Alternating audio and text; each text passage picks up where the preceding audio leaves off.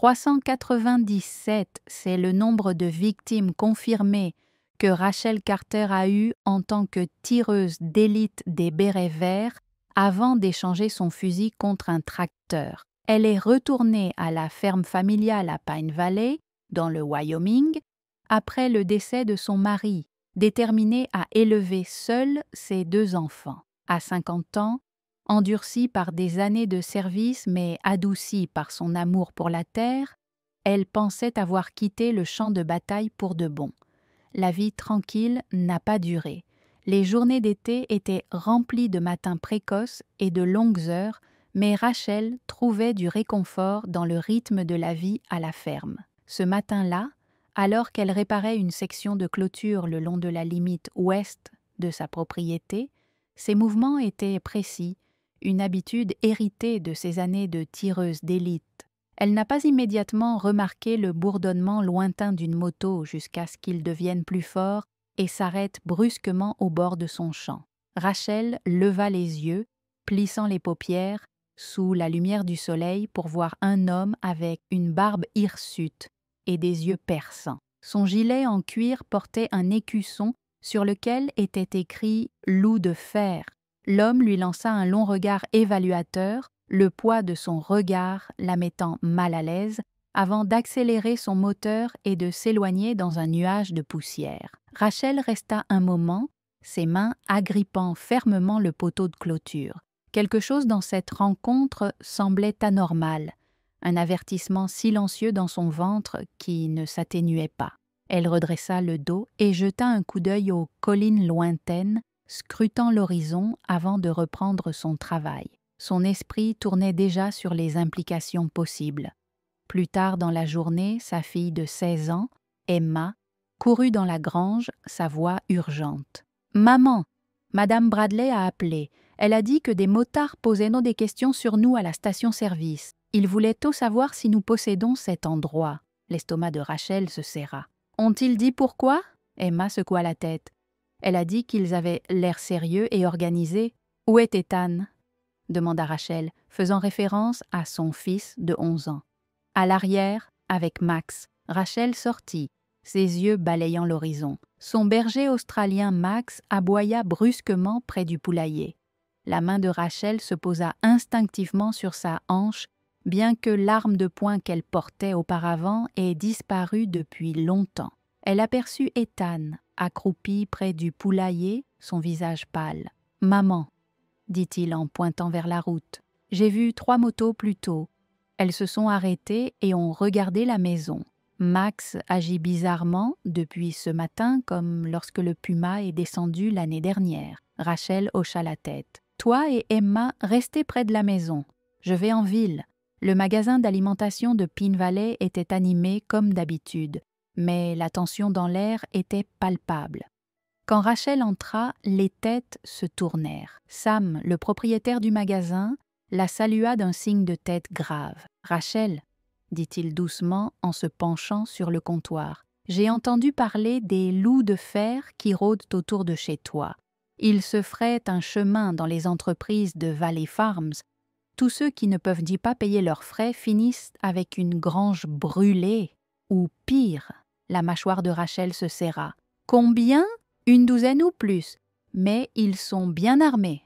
Pas un gang ordinaire. Ces gars ont d'anciens militaires parmi eux. » La cloche au-dessus de la porte tinta.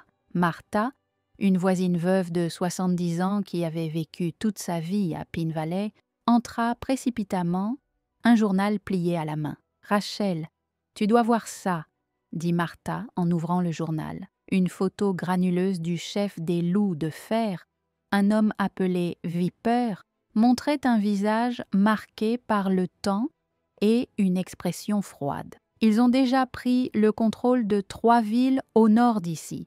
Ils ont brûlé la ferme Thompson la semaine dernière quand ils ont refusé de payer. L'esprit de Rachel s'activait, calculant les angles et planifiant des imprévus. Merci pour l'information.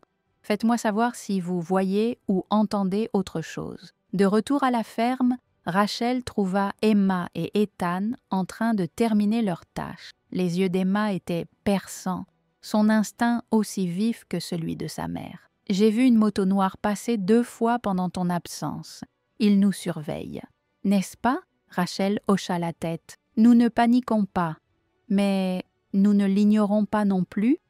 Aux routines dont nous avons parlé, rester près de la maison, garder Max à proximité cette nuit-là. Rachel était assise sur le porche, nettoyant son vieux fusil de chasse. Elle l'avait acheté pour les coyotes, mais ce soir, cela lui rappelait que la ferme n'était pas une cible facile. Ses mains bougeaient méthodiquement, un rythme réconfortant qu'elle avait utilisé d'innombrables fois sur le terrain, le doux chant des grillons mêlé au bruissement lointain des feuilles. Mais les pensées de Rachel étaient ailleurs. Ses yeux dérivèrent vers la grange, vers le faux mur caché derrière des piles de balles de foin.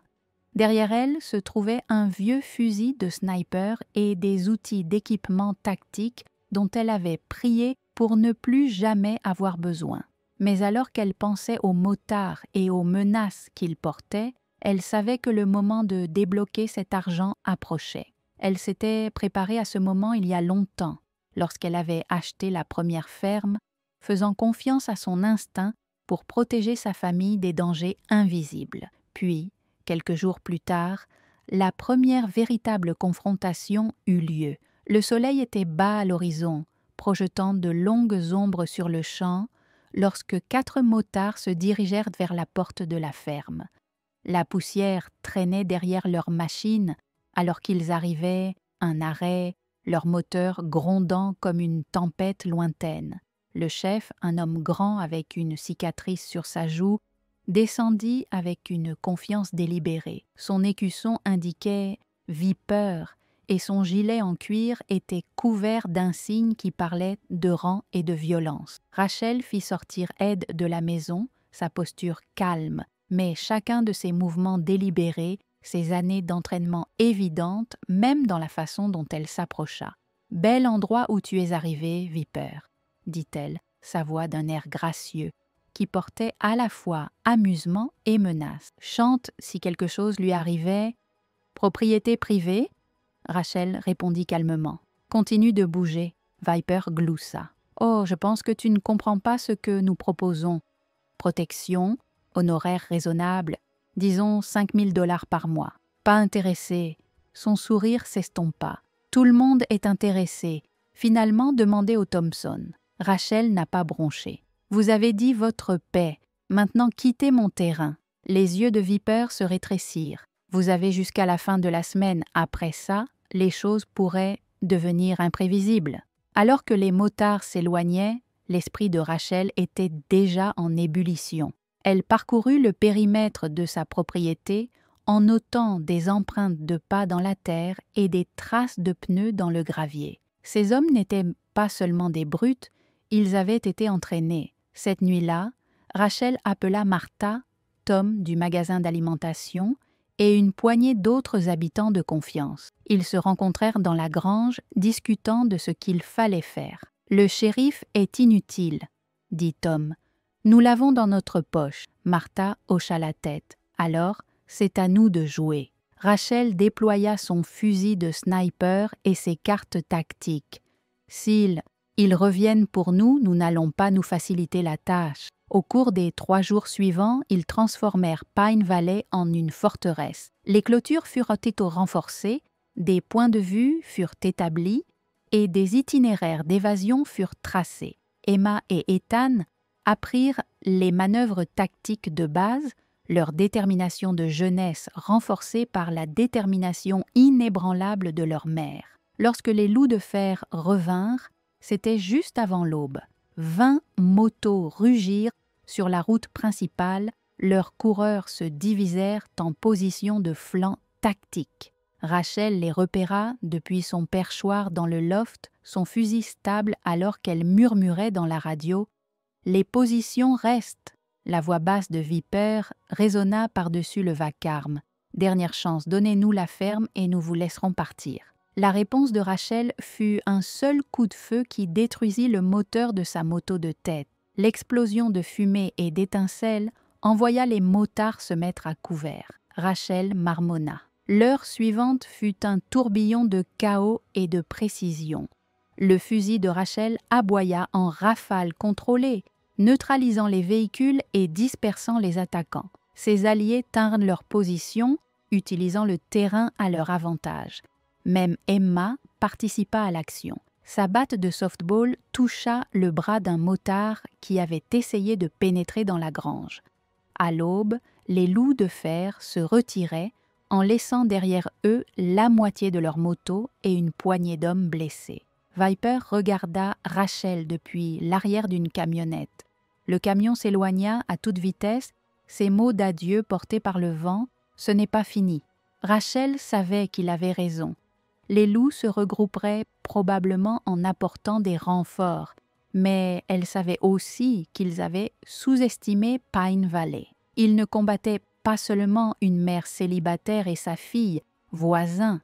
Ils se battaient contre une communauté qui refusait de reculer. Alors que Rachel se tenait là après coup pour évaluer les dégâts et rallier son peuple, elle ressentait un profond sentiment d'utilité. C'était plus qu'un combat pour sa ferme, c'était un combat pour tout ce que ses parents avaient construit, tout ce qu'elle voulait que ses enfants héritent, et elle n'était pas prête à perdre. La nuit suivante, les loups revinrent, cette fois avec 30 cavaliers et des armes plus lourdes.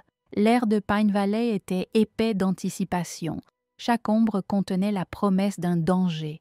Les habitants de la ville s'étaient fortifiés, leur position transformant chaque fossé de grange et silo en une place forte défensive. Rachel se tenait au centre de tout cela, ses yeux scrutant l'horizon, son fusil une extension naturelle de son corps. Quand les loups ont fait leur mouvement, c'est venu comme un orage. Le rugissement des moteurs a rempli la nuit où ils sont descendus sur la ferme dans un assaut calculé sur plusieurs fois. Un incendie a éclaté à la clôture dans une tentative de faire sortir les défenseurs de leur position. Des explosions ont illuminé le ciel nocturne, mais les habitants de Pine Valley ont tenu bon. Rachel s'est déplacée comme un fantôme à travers le chaos, du grenier au toit de la grange. Son fusil a trouvé sa cible encore et encore. Chaque tir était délibérément paralysant plutôt que tuant, un message aux loups qu'ils étaient surpassés. Emma et Ethan ont suivi ces instructions à la lettre, relayant des messages à leurs voisins et tenant les positions de repli avec une détermination d'acier. Tom et Martha ont coordonné la défense de leur voix, stable au-dessus des radios crépitantes. Les loups avaient des chiffres, mais il manquait de la précision de Rachel et de sa capacité à penser 3 pas en avant. Ils trébuchèrent dans des fosses qu'elle avait creusées des semaines plus tôt et furent canalisés dans des zones d'embuscade bordées de fils-pièges et de barricades improvisées. Chaque recoin de la ferme avait été transformé en arme et chaque centimètre carré a été défendu avec le genre de détermination qui ne vient que de la protection de quelque chose d'irremplaçable. Alors que l'aube approchait, l'assaut des loups commença à faiblir. Une lourde fumée flottait dans l'air et les bruits des moteurs furent remplacés par des cris de panique. Viper, le chef des loups de fer, s'est retrouvé seul dans le champ. Son vélo a été endommagé par une bande de pointe. Rachel s'est approchée de lui lentement, son fusil pointé sur sa poitrine. Le soleil s'est levé derrière elle, la projetant dans une lumière dorée qui la faisait paraître plus grande que nature. « C'est fini », dit-elle, sa voix calme mais ferme. « Vous avez perdu. » Le défi de Viper a vacillé, mais ensuite, il a laissé tomber le couteau qu'il tenait serré. Ses yeux se sont précipités autour de lui, voyant ces hommes désarmés et dispersés, leur morale brisée. « Vous pensez que cela change quelque chose ?» Il a craché. « Il y en a plus comme nous là ?» Rachel n'a pas bronché. « Alors je serai prêt et eux aussi. » Elle fit un geste vers les gens de la ville sortant de leur position, traînés de terre, mais victorieuses. « Vous êtes venus pour ma terre, ma famille, ma ville, et maintenant vous ferez face aux conséquences. » D'ici là, le soleil s'est entièrement levé. Les loups ont été rassemblés et maîtrisés, les blessés ont été soignés, les incendies ont été éteints. Rachel se tenait debout dans la lumière du matin, ses enfants à ses côtés. La ferme était marquée de cicatrices, mais debout.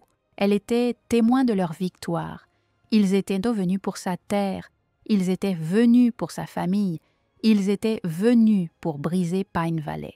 Mais ils avaient oublié une vérité cruciale. On ne coince jamais un prédateur sans s'attendre à un combat.